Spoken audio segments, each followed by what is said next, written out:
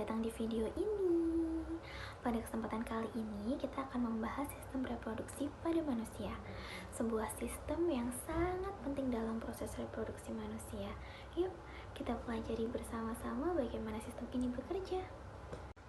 Oke, yang pertama-tama kita akan membahas sistem reproduksi wanita terlebih dahulu.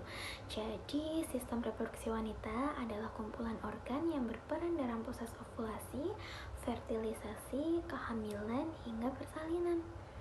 Sistem ini terdiri dari organ-organ internal dan organ-organ eksternal yang masing-masing memiliki fungsi khusus. Organ reproduksi eksternal pada wanita, komponen utamanya meliputi yang pertama ada mons pubis. Mons pubis adalah bagian berlemak di atas tulang kemaluan yang tertutup oleh rambut-rambut halus setelah pubertas. Yang kedua ada labia mayora dan labia minora. Labia mayora dan minora adalah lipatan kulit yang melindungi bagian dalam organ reproduksi kita. Yang ketiga ada klitoris. Klitoris adalah organ kecil yang sangat sensitif dan berperan dalam rangsangan seksual.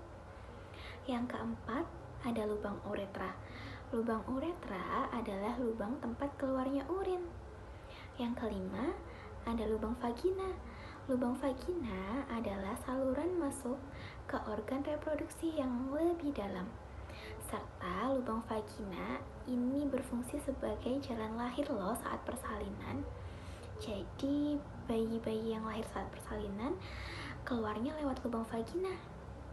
Selanjutnya kita lanjut ke organ reproduksi internal pada wanita yang terdiri dari beberapa organ. Yang pertama ada vagina. Jadi vagina merupakan saluran elastis yang menghubungkan antara organ luar dengan rahim. Vagina ini berfungsi sebagai jalan masuknya sperma, jalan keluarnya darah menstruasi, dan jalan lahir bayi saat persalinan. Yang kedua ada serviks. Serviks atau leher rahim adalah bagian sempit di bawah rahim yang menghubungkan antara rahim dengan vagina. Serviks ini menghasilkan lendir yang membantu atau menghambat pergerakan sperma, tergantung siklus menstruasinya. Yang ketiga ada rahim atau uterus. Rahim adalah organ yang berbentuk seperti buah pir terbalik, tempat berkembangnya janin selama kehamilan. Rahim terdiri dari beberapa lapisan. Ada lapisan yang disebut dengan endometrium. Endometrium ini akan menebal saat terjadi masa subur atau masa ovulasi. Lalu dia akan luruh jika tidak terjadi kehamilan. Nah, luruhnya ini disebut dengan fase menstruasi. Selanjutnya ada organ yang bernama tuba falopi atau biasa disebut juga dengan saluran telur. Ada dua tuba falopi nih, masing-masing menghubungkan satu ovarium dengan rahim. Disinilah biasanya terjadi fertilisasi. Fertilisasi atau yang bisa disebut dengan pertemuan antara sel telur dan sel sperma.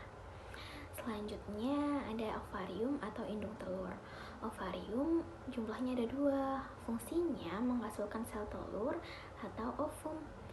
Dan juga dia menghasilkan hormon-hormon wanita seperti estrogen dan progesteron. Setiap bulan satu ovarium akan melepaskan satu sel telur dalam proses yang disebut dengan ovulasi atau masa subur tadi. Selanjutnya ada hormon-hormon yang berperan penting dalam mengatur siklus menstruasi dan juga kesiapan tubuh untuk kehamilan. Yang pertama ada hormon estrogen. Hormon estrogen berfungsi membantu perkembangan ciri seksual sekunder dan juga menebalkan endometrium. Yang kedua ada hormon progesteron. Hormon progesteron sendiri berfungsi mempertahankan ketebalan endometrium dan juga mempersiapkan rahim untuk kehamilan. Selanjutnya ada hormon FSH dan LH. Hormon ini diproduksi oleh kelenjar pituitari dan berperan dalam pematangan dan pelepasan sel telur. Selanjutnya ada penjelasan singkat mengenai siklus menstruasi. Siklus menstruasi rata-rata berlangsung selama 28 hari dan terbagi menjadi 4 fase. Yang pertama ada fase menstruasi. Fase menstruasi sendiri adalah fase peluruhan dinding rahim. Yang kedua ada fase folikuler. Fase folikuler adalah fase fase pematangan sel telur di ovarium. Selanjutnya ada fase ovulasi. Fase ovulasi adalah pelepasan sel telur ke tuba falopi. Selanjutnya ada fase luteal. Fase luteal adalah persiapan rahim jika terjadi kehamilan. Jika tidak terjadi pembuahan, hormon progesteron menurun dan siklus kembali ke fase menstruasi. Itulah tadi penjelasan mengenai sistem reproduksi wanita. Sistem ini sangat kompleks namun luar biasa. Nggak hanya memungkinkan terjadinya kehamilan, tetapi juga merupakan bagian penting dari kesehatan wanita secara keseluruhan. Halo semuanya, pernah nggak sih kalian penasaran gimana sih sistem reproduksi pria itu bekerja? Kenapa laki-laki bisa menghasilkan sperma? Dan apa aja sih organ yang terlibat? Nah, di video ini kita bakal kupas tuntas sistem reproduksi pria dengan cara yang simpel dan menyenangkan. Yuk mulai! Pertama-tama, sistem reproduksi pria itu bukan cuma soal penis aja loh. Ada banyak organ lain yang bekerja sama, kayak tim sepak bola. Masing-masing punya peran penting. Organ-organ reproduksi pria terbagi menjadi dua, eksternal dan internal. Eksternal itu yang bisa kita lihat dari luar, dan internal itu yang tersembunyi di dalam tubuh. Yuk kita mulai dari yang luar dulu. Yang pertama, penis. Pasti kalian sudah familiar. Penis punya dua tugas utama, yaitu mengeluarkan urin dan juga mengeluarkan sperma saat ejakulasi. Yang selanjutnya ada skrotum. Skrotum itu kantung kulit yang menggantung di belakang penis. Isinya apa sih? Isinya 2 buah testis. Yang menarik, skrotum bisa mengatur suhu testis loh. Karena produksi sperma cuma optimal di suhu sedikit lebih dingin dari suhu tubuh. Bayangin aja nih skrotum kayak AC-nya testis. Yang pertama ada testis atau yang biasa disebut buah zakar. Disinilah di testis ini sperma pertama kali diproduksi. Selain itu, testis juga menghasilkan hormon testosteron, hormon utama pria. Selanjutnya ada epididymis. Sperma yang baru lahir di testis belum bisa berenang. Mereka sekolah dulu nih di epididymis supaya matang dan siap bertugas. Jadi fungsinya epididymis ini untuk tempat pematangan sperma. Selanjutnya ada vas deferens. Kalau sperma udah lulus nih dari epididymis sudah matang, maka mereka akan masuk ke saluran vas deferens. Ini kayak jalan tol menuju luar tubuh. Tapi sebelum keluar, mereka mampir dulu nih ke beberapa tempat. Ada tempat yang disebut dengan vesikula seminalis.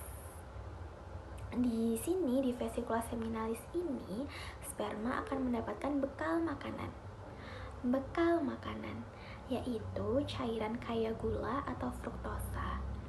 Nah, cairan inilah yang bikin sperma punya energi untuk berenang. Selain itu, ada cairan prostat. Cairan dari prostat ini yang membantu sperma bertahan hidup dengan cara menetralkan keasaman di vagina.